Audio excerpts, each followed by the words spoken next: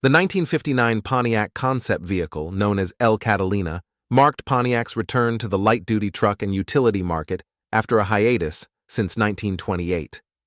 Under the leadership of Bunky Knudsen, Pontiac had shifted its focus to performance, engaging in stock car and drag racing through the Super Duty program.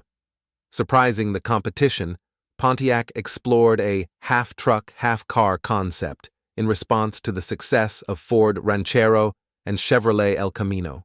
To create El Catalina, Pontiac engineers utilized a Catalina Safari station wagon chassis, merging a Chevrolet El Camino cabin shell and pickup bed.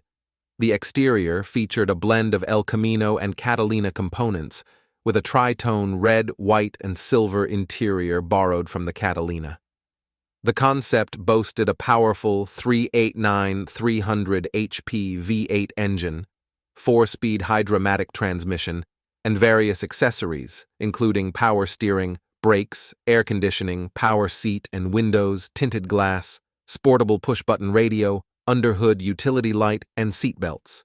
After a lengthy restoration journey, El Catalina earned a Best of Show award and a perfect 400-400 score at the July 2011 Pontiac Oakland Club International Meet, followed by further accolades including AACA National Awards and the Concours of the America's Spirit of the Automobilist Otto Rosenbusch Memorial Award in July 2014.